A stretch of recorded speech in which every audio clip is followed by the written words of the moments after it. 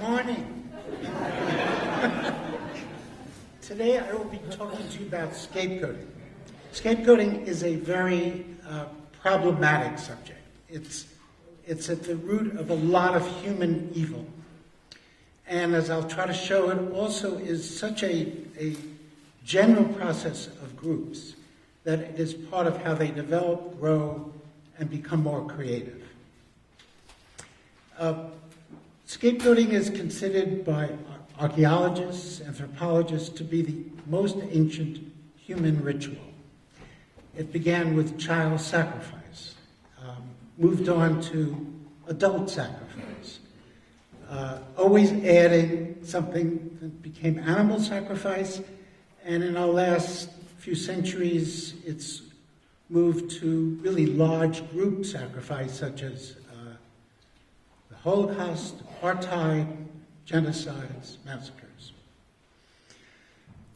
So my interest as a professional, I'm a psychiatrist. I've spent most of my time with people who see themselves as victims and as scapegoats. And as I worked, I realized what a large subject it was. I wrote books and studied the subject. I began to consult organizations who have scapegoating problems, women who are not dealt with properly, different racial issues, age issues. That moved to working with governments and of late with young leaders and also with advisors actually of the leaders of nations. So this is a obsession with me. And I often wonder why. Because my life has been pretty good, actually. So when you look, you have to look at yourself and your childhood. And that little boy on top is me at about 7 or 8. I was really tiny, I was very thin, and I was very smart. And this is a prescription for a bullying setup, a bullying group. And I would be bullied very often when I began school and hurt. And I decided that I had to have a technique, some strategy.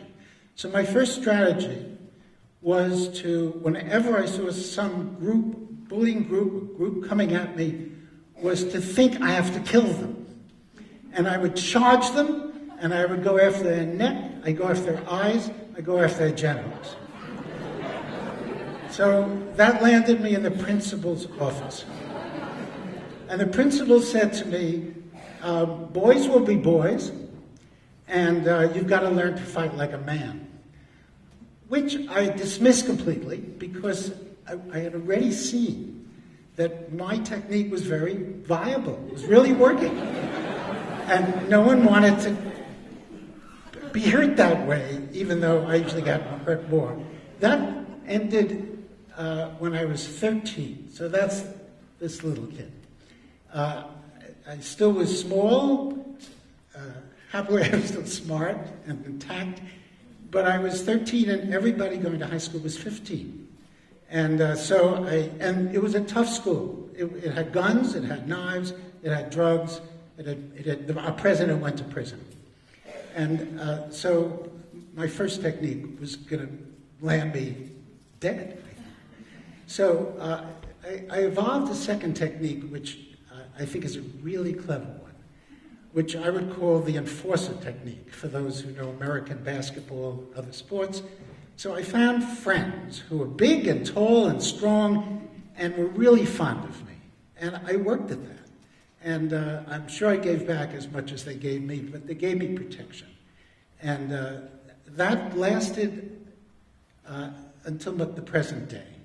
I have a wonderful, tall woman who takes care of me. And my best friend is very strong and good. I don't need it anymore because I did grow, I got stronger, and also the environments I was in were not scapegoating environments. I wanted to just mention the problem with revenge. When you are scapegoated, it is not like being in a fight. It is really tough, and you want revenge. And so that will come up over and over again in this talk. This was a real advance in history. This is the initial scapegoat, and what Aaron said was, let's not kill an animal. Let's send him to the wilderness and put all our sins upon him. And that meant that he didn't die, or it didn't die. But it did mean in certain cases that it was in the desert, it was really dangerous. And as you know, as a human being, when you are exiled from your community, you are as good as dead. So here's a modern definition that Pilar Montero and I have evolved. 3-part. The first one is the classic one. Scapegoating is a person, subgroup, collective idea, object made to bear the anxious blame for others in their place. And I've put a book there to show it's not just a person. It can be an idea. It can be a philosophy. It's a general process connected to human groups. The second part of this definition, and I think is very important, the process of scapegoating is not an evil group. This is what groups do. Groups scapegoat. And they scapegoat in order to feel more comfortable. They scapegoat in order to feel they can do a task better. But in doing so, there is this problem that you have to get rid of someone. That's the way humans seem to act. And the scapegoat himself, although often hurt, and I'm sure all of you know how this feels if you've been in this situation, also carries a creative potential. He is different than his family, than his group, than his ordinary society, and sometimes that can make the difference for him of a new life. So, and to his group as well, or to the groups he creates. So this is how it works. This is every group. You're in a group, you feel okay, but you don't, unless you know everybody, or even if you know everybody, there's some anxiety. Who's ahead, who's behind, who's black, who's white, who's a woman, who's old, who's going to hurt me, who's going to, hit on me. So you begin to jockey for positions of comfort, and you can actually see this, you can participate. You move to kind of looking at the differences. That's what we begin with.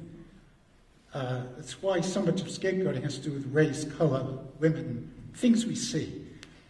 And eventually you identify a potential scapegoat, people who you might want to get rid of, you create them, and you expel them. That's the process. Now, what happens to scapegoat? Most of them go right to victim-patient. This is when you're a scapegoat, you do not survive well. This is trauma, and you have to build yourself up and get help, get treatment, get a community that will help you belong again.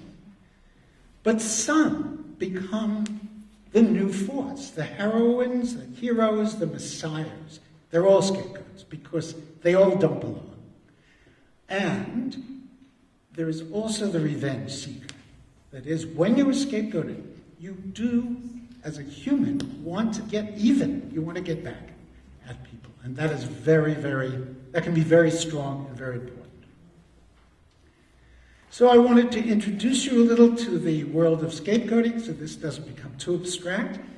Books, you may know The Hunger Games, the movie, the books, all about a little girl scapegoated, her community scapegoated by the capital.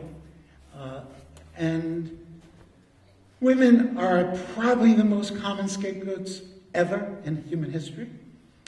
Scarlet Letter, if you're not familiar with this, the A is for adultery. This is the scapegoating of women's sexuality. That's supposed to belong to their father, their brother, their husband, not them. And even today, not even today, large parts of the world have honor killings, have death, prison, stoning, all kinds of things for a woman who is sexual. in ways that are not approved by the men or her mothers, their mothers, both.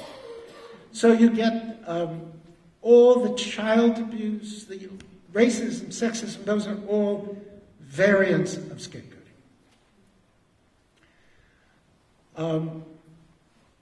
That's a picture, if you can see on the right, of Jesus. Jesus is the archetypal scapegoat. He said, I will take your sins upon me and save you.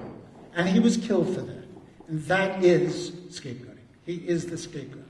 He transcended it in the story of Christianity. Nevertheless, that's who he and others like him were. I mentioned John F. Kennedy, who was shot. Kennedy represented for the American society at the time things that a large minority did not like. He had to do with youth, creativity, sexuality, interest, intellect. And he was killed. Now, he was killed by a person who did not represent so much that group, but the group wanted him dead. And just like Obama, when he was elected, real question, would he survive?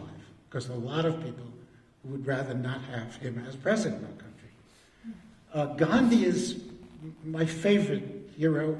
Gandhi was, probably all about him, but basically he was came here to get his training in South Africa, really.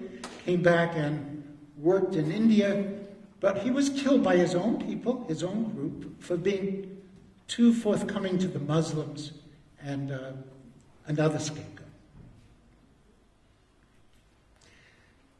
Let me go back with that one. The Holocaust, the apartheid, the genocides, those are all mass scapegoating. We take a group, we think they're worse, they're subspecies, we get rid of them. So beyond scapegoating, how do we get through this? Well, the first thing is we don't. I believe that this is what human groups do. You have to work hard, like you would with a family, to get to a place where this is a benign rather than a malignant process. Education, this speech, if someone gets it, how important this is, how it's not an evil group, but a process, that will make a difference. Consultation and interpretation. If any of you have wondered what all these expensive consultants do, as I have, most of them actually work against scapegoating. They make interpretations for groups, organizations, governments, and they say, you're getting rid of the most creative people in your group just because they're black, white, women, old, disabled. Don't do it. It's against your organization.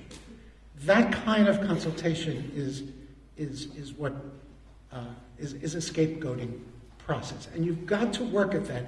What Helene described, she challenged a group of 1,000 people for what they were doing, and they got it. It takes a lot of courage to do this. But I think the most interesting one, new, is this labeling of parts of scapegoating. So bullying, what I described in that little vignette of my own. Here's a girl, it's not just boys. Girls can be horrible to each other, and they can kill themselves as a result of bullying. Psychological bullying. You don't have to be beaten up to be bullied. What's happened in many places, including here, there was a big article in the Cape Town News Times 3 days ago. But in the United States, which I know, boys cannot be boys and bully, they'll go to jail.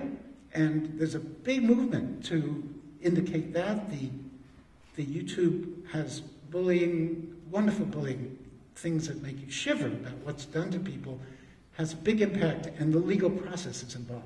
Same thing with hazing. This young man, black guy, black university, black band, so it was racial only in second or third level process. To get into this band, they paddled him. Well, they paddled him to death. And those people are now being prosecuted. So these are some of the ways you can begin to move. The cycle of revenge and scapegoating. the legal response is so important. I don't know if there were lawyers here, but all of law started from damage, family fights. How do you get beyond that?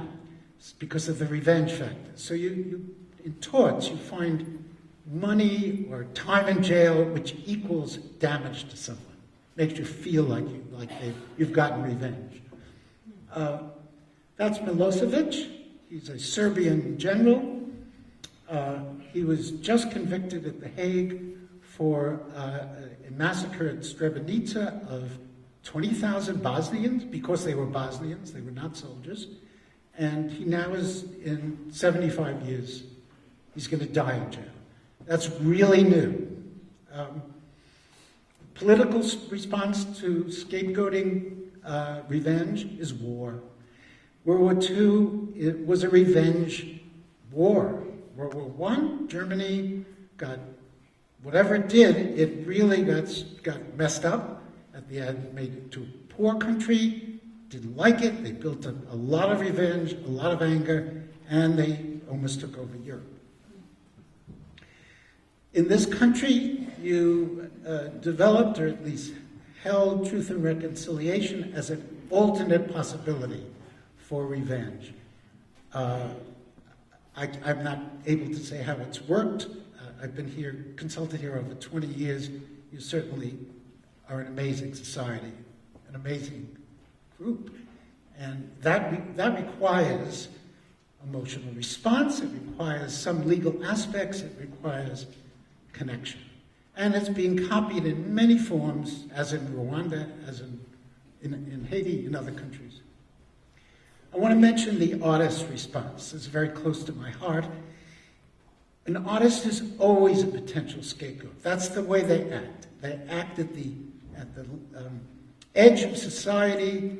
Their job, besides making beautiful things, is to tell you about what you're not seeing. And Picasso, this is a picture of Guernica. This is a famous mural that he made, it's about the Spanish Civil War. He was exiled. He was not allowed to come, never went back to Spain where there was a civil war. And that painting is more important than any it's a real revenge, because when you see it, it's against fascism. It's against dictatorship. I want to end by just connecting to the environment. We have a beautiful planet. We have lived on it by scapegoating, using all the species under us, the land, and there is some process going on of the other kind. There's a revenge. We can't breathe in Beijing. We have trouble, health problems. We have climate change. It's almost like the Earth is getting revenge for what we're doing. And to solve that problem is the same one as solving child abuse in some ways. So I hope this is of interest to you, and I thank you for letting me talk to you.